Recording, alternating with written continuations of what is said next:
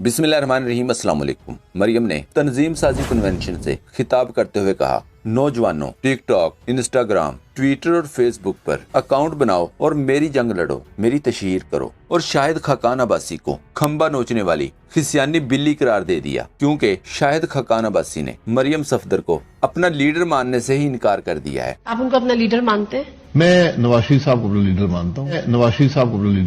शहबाज शरीफ साहब मेरी पार्टी के सदर हैं। इसके अलावा मैं किसी की लीडरशिप पे ना हाँ या ना नहीं कर सकता। और अब इस पर मरियम नवाज का ये क्लिप देखें, गुस्सा चेक करें। मुस्ताफी होने वाले शाहिद खाकान अब्बासी पर गुस्सा निकालते हुए शाहिद खाकान अब्बासी को तकलीफ में करार दिया। कहा, खसियानी बिल्ली खंबा नोचे। वो जिसको कहते हैं ना खसियानी बिल्ली खंबा नोचे। और फिर गुस्से में तिलमिलाते हुए गर्दन को एक जोरदार झटका दिया।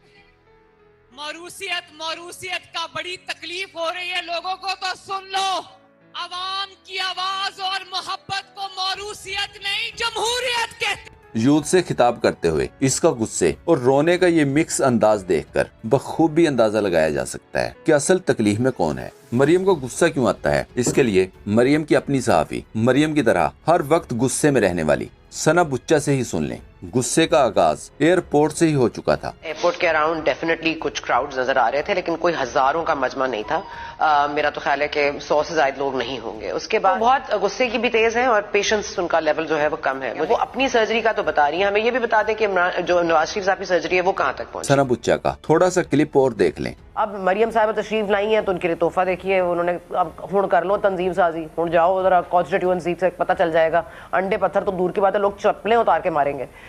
ये हाल कर दिया इन्होंने मुल्क का। लगता है ये बात मरियम खुद भी जानती थी, इसीलिए पाकिस्तानी तारीख में पहली दफा वर्कर्स के इंडोर इजलास में हॉल के अंदर खारदार तारें लगाई गईं। मरियम के रिटायर्ड शोहर कैप्टन सफदर भी कल एक खतरनाक और शर्मनाक बयान दे चुके हैं। एलिगेशन है कि आप यूथ में शुमार नहीं होते और यूथ वाला ओहदा है आपके पास।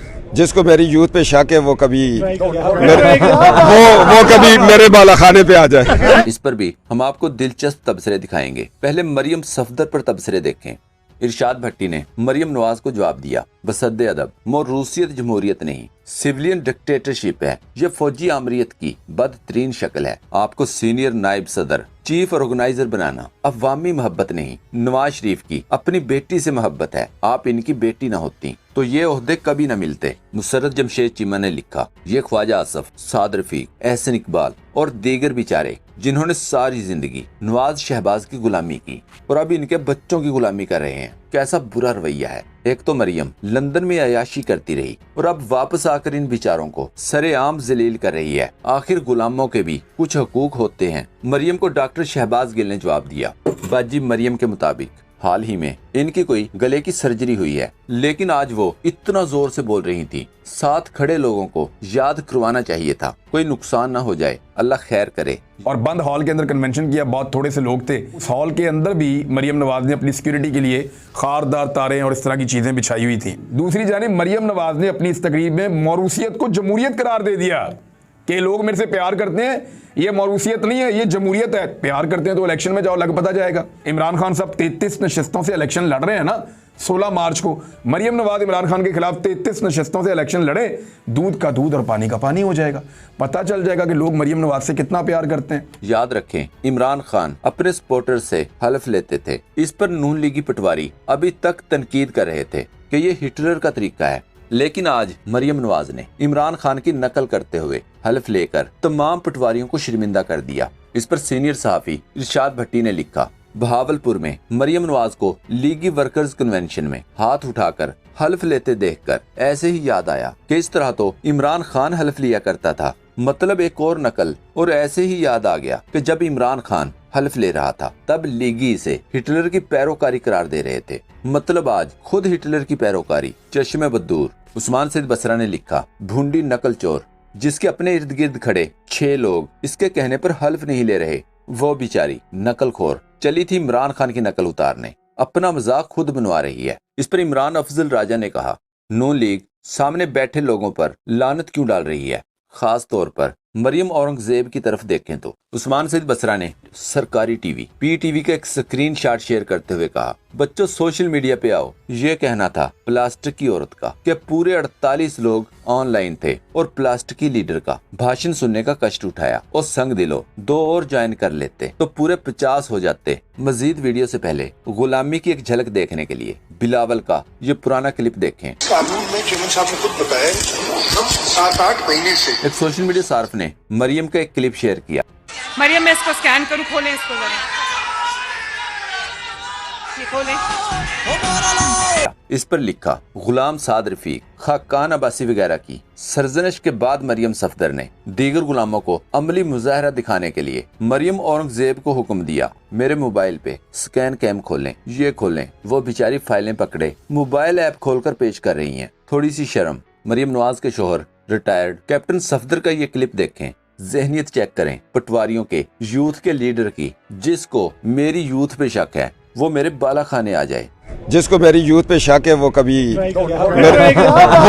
कभी मेरे बाला खाने पे आ जाए। बाला खाने का मतलब आप स्क्रीन पर देख सकते हैं। इस पर औरिया मकबूल जान ने अपने एक ट्वीट में लिखा, गलीज बदज़बान इंसान, लगता है इसकी पार्टी में यूथ को चेक करने का यही तरीका है। पता नहीं खुद कभी बाला खाने पे गया है या नहीं। चीफ इलेक्शन कमिश्नर को मशवरा देखें। सबसे पहले तो मैं चीफ इलेक्शन कमिश्नर को कहता हूं कि जिसने आपको ये मशवरा दिया था और ये जो सेक्रेटरी इलेक्शन कमीशन, इसको कमरे में बुलाएं, कुंडी लगाएं और इसको 2 छितर मारे रहा। मलिहा हाशमी ने ट्वीट किया, आज अदालत में जज साहब ने इस शर्त पर फवाद चौधरी को जमानत दी कि वो दोबारा मुंशी वाली गुफ्तगू नहीं दोहराएंगे। वैसे अब फवाद चौधरी को वो गुफ्तगू दोहराने की जरूरत रही भी नहीं। अब घर घर में मुंशी एक दिलचस्प कोड वर्ड बन चुका है। इमरान खान से मुलाकात करने के बाद जुनेद सलीम ने ट्वीट किया, खान साहब हमेशा की तरह आज भी पूरे हौसले में हैं, रत्ती भर भी लग्जिश नहीं, ना इरादों में ना हिकमत अमली में। कुर्सी से खड़े होने लगे तो मैंने हाथ बढ़ाकर सहारा देना चाहा तो यकलख्त मेरी तरफ देखकर मुस्कुराए, जैसे कह रहे हो अब अल्लाह के सिवा किसी का सहारा नहीं लूंगा, ना जरूरत है। क़यामत की निशानी आ गई है। आसिफ जरदारी ने मेरे ऊपर हर्जाना कर दिया, डेफमेशन कर दिए। डेफमेशन का क्या मतलब होता है कि मेरी रेपुटेशन को नुकसान पहुंचाया गया है, इसलिए मैं अदालत में जा रहा हूं। आसिफ जरदारी साहब, सबसे पहले जब ये अदालत में केस जाएगा, मैं तो बड़ा शुक्र कर रहा हूं कि आप अदालत में आएंगे। सबसे पहले वो आपसे पूछेंगे क्या आपकी कोई रेपुटेशन है जो खराब हुई है, उसको नुकसान पहुंच सकता है। सारी दुनिया में मजमून आपको दिखाएंगे पहले कि मिस्टर 10% आपका नाम रखा गया था, कि हर चीज के ऊपर पैसे बनाते थे। सिंध के लोगों से पूछें कि क्या जुल्म का निजाम आपने वहां रखा हुआ है। कुरान पे हाथ रख के बताएं कि आपने अब तक कितने लोग मरवा चुके हैं। वो जज का जो नाम आपके ऊपर आता है, बताएं ना लोगों को कि आपने क्या क्या किया अपनी माजी में, किस तरह की दहशत फैलाई हुई है आपने सिंध के अंदर। मैं तो शुक्र कर रहा हूं कि मेरे ऊपर हर्जाना करें आप। और फिर क्या ये जब मैं कह रहा था कि मेरे ऊपर हमला होने वाला, ये जो जीआईटी की रिपोर्ट के सामने कि एक दीनी इंतहा पसंद के नाम पे मुझे कत्ल करेंगे, तो क्या किसी ने राइटिंग में दिया था कॉन्ट्रैक्ट? मुझे पता चल ही गया था ना कहीं से, तो मैं इसलिए बोल रहा था तब, और जलसों में कह रहा था कि करने वाले हैं। उससे पहले भी एक प्लान बनाया हुआ था, ये प्लान भी बना था, तो कोई मुझे राइटिंग में तो किसी ने नहीं कहा था कि आप सबूत दें जी। मुझे इंफॉर्मेशन मिली थी तो मैंने कहा था, और वो सारी इंफॉर्मेशन साबित हो रही है। ये जो जीआईटी में कवर अप करने की कोशिश हो रही है, ये ताकतवर लोग अपने आप को बचा रहे हैं, इसलिए वो खौफजदा है कि कहीं सच ना सामने आ जाए। और ये जो आसिफ जरदारी आपने जो गेम की है, ये एक स्प्लिंटर ग्रुप है दहशतगर्दों का, और मेरी इंफॉर्मेशन इतनी सॉलिड है, वो इतनी सॉलिड है कि वो उसमें जो जो मुझे डिटेल्स पता है कि कौन से वो एजेंसीज के ऑफिसर्स उसके साथ आपके साथ मिले हुए हैं जिन्होंने प्लान किया है। पहले था एक कत्ल का प्लान है, उसको मैंने जब 4 नाम मैंने टेप पे रिकॉर्ड करके मुल्क से बाहर पहुंचा दिए, मुझे कुछ होगा वो नाम आ जाएंगे। फिर प्लान बी बना जिसमें 3 लोग मुलव्वस थे, उसका मैंने सीधी तरह, और उसकी एफआईआर, उसकी क्यों कि एफआईआर नहीं हुई, इसी से साबित होता है कि वो तीनों मुलव्वस थे, क्योंकि मेरी राइट है, ये तो मेरा हक है कि एफआईआर, मेरे ऊपर कालदाना हमला हुआ, मुझे इजाजत होनी चाहिए थी। इन्वेस्टिगेशन में अपने आप को साबित कर लेता है। और ये जो तीसरा जो ये प्लान इन्होंने किया हुआ है, अब ये दहशतगर्दी के नाम पे होगा कि पहले तो दीनी इंतहा पसंद ना सलमान तसीर टाइप मर्डर, अब ये होगा कि जी दहशतगर्दी मुल्क में आ गई है तो जी दहशतगर्द का खुद को हमला हो गया और इमरान खान को मार दिया। मैं ये इसलिए सारी कौम के सामने लेके आ रहा हूं कि आसिफ जरदारी, आपने जो अरबों रुपया इस मुल्क का चोरी करके बाहर रखा हुआ है, ये कौम आपको माफ नहीं करेगी। इसलिए मैंने किया है कि आप पैसा ना एंजॉय करें, बाद में ये समझें हमला करवा दें। और वो जो ऑफिसर्स भी हैं उनका भी मुझे पता है कौन मुलव्वस है इनके अंदर, और इसलिए मैं पहले से लोगों को आगाह कर रहा हूं और मैं बड़ा शुक्र कर रहा हूं कि इस आदमी को मेरे साथ अदालत में खड़ा करो। मैं इसकी पूरी किताब होगी, इतनी बड़ी किताब होगी बताने के लिए कि इसके पास रेपुटेशन ही नहीं है डिफेंड करने के लिए। दोस्तों, पाक ट्यूब 24 को सब्सक्राइब करना ना भूलें, लाइक करें, शेयर करें और कमेंट सेक्शन में अपनी राय का इजहार जरूर करें। शुक्रिया।